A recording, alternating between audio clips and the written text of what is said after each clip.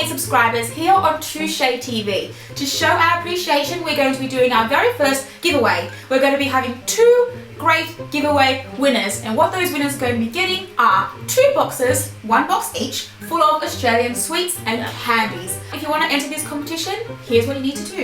You need to follow me on my Instagram account. My name will be here on the screen or down below.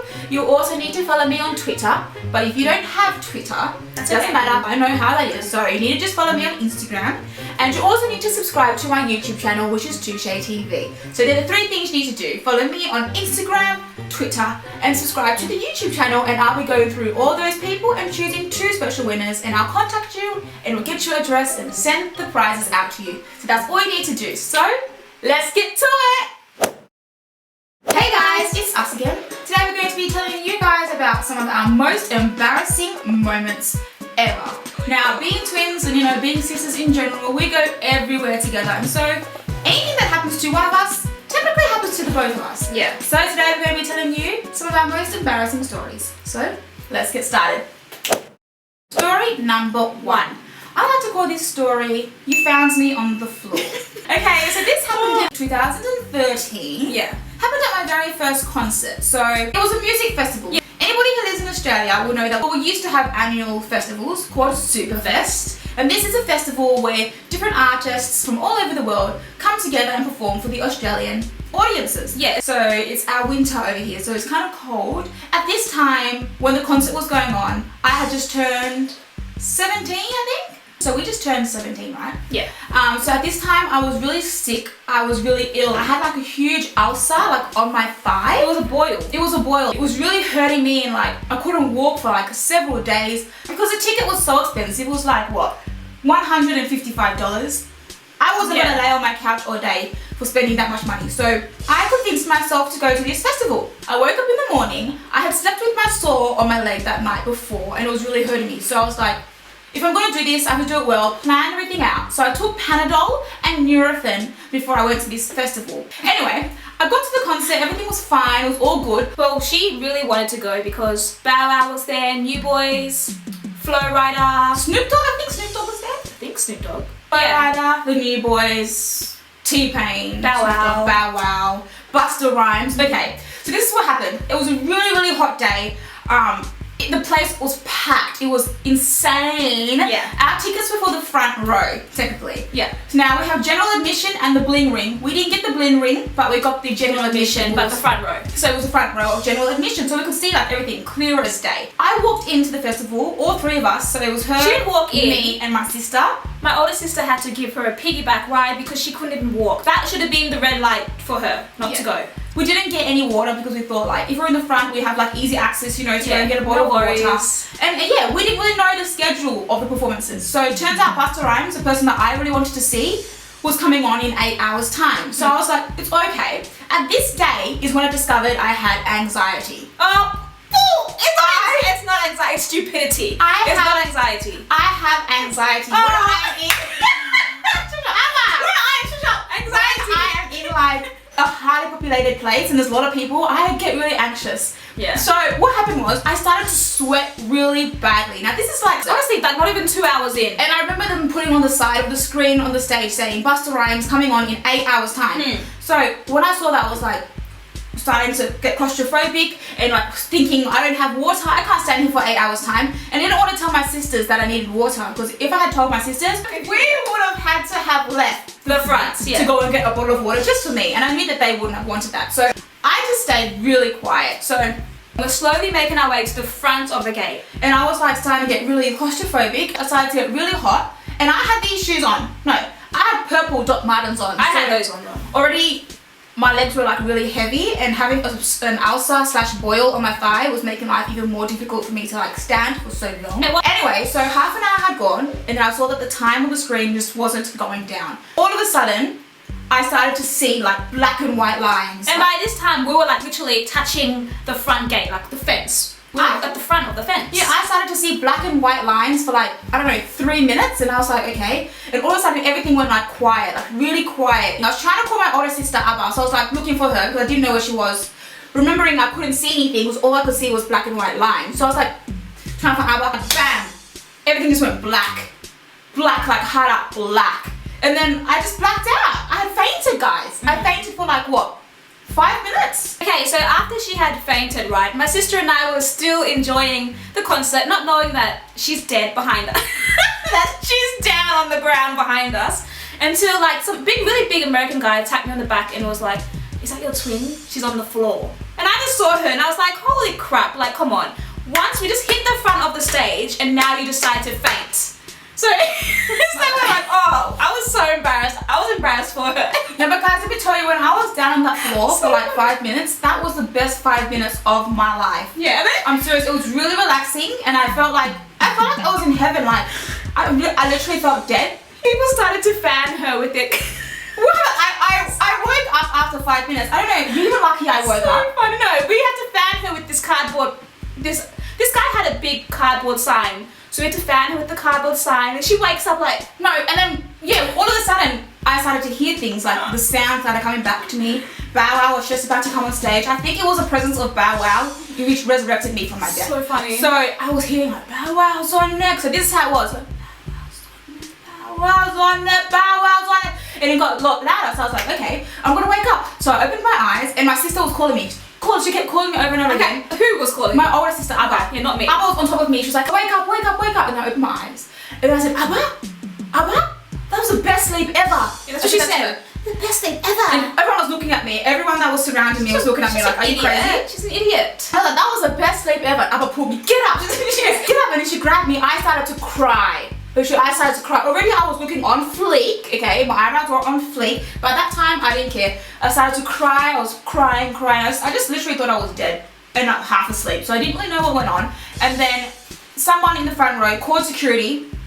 Keep in mind, we're in the front row. Security came and carried all three of us over the fence. Over the fence in front of everybody. Everybody saw. So they picked me up, my older sister up. You know, I weigh a ton already. They picked me up, put me over the fence, and the security guy goes to my older sister, Abba, hold your sister's hand and take so her to she doesn't fall again, and take her to first aid. So I had to walk through, and first aid is all the way at the back.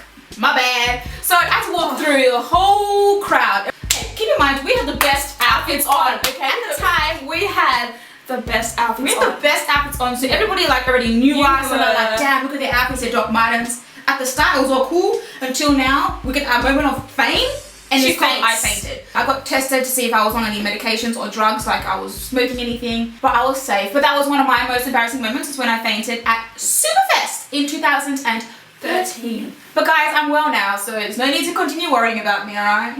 Story number 2. I'll call this story the boob flop. Okay, so everyone knows that we perform, right? Okay, so about 4 months ago, we got like this really, really cool new outfit, right? It was like tight, and it was a like jumpsuit. A jumpsuit. It had sequins. A jumpsuit, yeah. Ooh. So we got this new outfit, right? And like we came up with this brand new dance that we were ready to kill, okay? So this concert we're at, we're like ready to kill her, we're all hyped up, we're like, yeah, let's go, let's show these niggas how it's done, okay? We're opening for like a well-known artist. We're opening, okay? So like we were like, I was ready, we were hyped, not knowing we've never actually practiced in this new outfit before. Okay, so the lights are ready. They're like, surname Derkyi, pour lights. Okay, we're ready. I'm like, ready guys, let's do this. Adjusting the outfits backstage and everything, taking selfies for Snapchat, all this selfies done, photos done, we're ready to perform. Okay, so the lights are going, they're calling us out. The drums start. We perform this with our dad. So it starts with like our dad playing the drum, and all the lights are like sensual, it's very like moody. So he's playing like boom, boom, boom, boom, boom, boom, and we're ready. We're like, yeah, let's go. So then we go, the canvas down, we're walking out. Well, we dance, we all come out dancing, we're killing it. So this, the introduction for this performance had like different times. Yeah. So she'd come out one time, do some flip or whatever. Yeah. Abba would come out, then I'd come out. So we all came out separate times. Yeah, so it was like different timing. So Cheyenne went out first, then my older sister went out next, and then it was my turn. Okay, so I was killing it. And one of the moves were like, you know African moves, right? It's like a big move. A lot of swinging that involved in it. So I was doing it. This was her moment though. It was my moment. Out of the whole performance, this was my moment to shine. I could see everyone that I knew at the front row, and I was like, okay, I'm gonna show you. I'm gonna show you guys how it's done. We're gonna kill it. So watch. My turn comes. They're gone. Perfect. My turn goes. I'm moving around, flicking everywhere, and what happens? My left boob falls out. My left falls out. And at this time, I were myself on the side of the stage, and there's nothing that we can do because we can't run on, and her boob is hanging out. My boob falls out, but seeing as I'm professional, right? I kept going. I was like, it's alright, everyone has boobs. I'm sure everyone here has seen a boob before. But your boob was flaking that day. But my boob was flaking, so I had no worries. I was like, whatever, okay? And all I can see is my friend that I've grown up with at the front row. And he's trying not to laugh. Like, he knows that's not how it's meant to go down. And I'm staring at him like, just look at me in the look at me in the eyes. And I'm doing the move. I'm trying to tuck my boob in. Oh my god, it was so funny. But till the end of the dance, I was still doing the moves and like pulling my boob up because I'm pro. Yeah, but it didn't really. No, it didn't affect me. Yeah. It just showed them even more like how professional. I guess it gave that tribal kind of feel, like real Africa. Yeah. So it kind of added a bit of, I don't know, spice to performance. By force. Spice.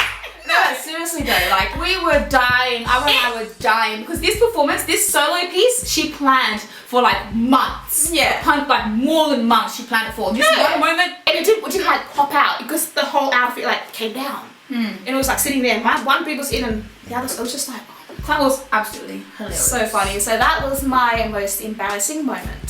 Story number 3. The moment we met B5. This was like a long time ago though. This is like, I don't know, how old were we? We're like 10. We're like 10. We were 10 years 10 old. turning 11. So, if you guys don't know who B5 are, B5 was in the past R&B Yeah. boy band. They're all brothers, so their last name was Breeding, so, and there was 5 of them, so Breeding 5. Like the Jackson 5. Like the Jackson 5, B5. B5. They were signed to Bad Boy Records. PD. Anyway, so this time we were 10 years old, so it was like, I don't know, so long ago. We were in the US on a holiday with our family, and we finally got to meet B5. At this time, we were like full fans of them. Yeah. We absolutely loved B5. So what happens was, we went to their concert, we saw them do their thing, and it was an absolutely amazing night. Like, everything was going so well, and then suddenly, all of a sudden, B5 walks out, and they recognize us from MySpace. And they're like, hey, are you Because guys... we were like those huge MySpace girls. That Yeah, we were fans. So after they were doing like a few signings and stuff, we didn't get that package, so we just exited. We just left the concert arena. Ambition.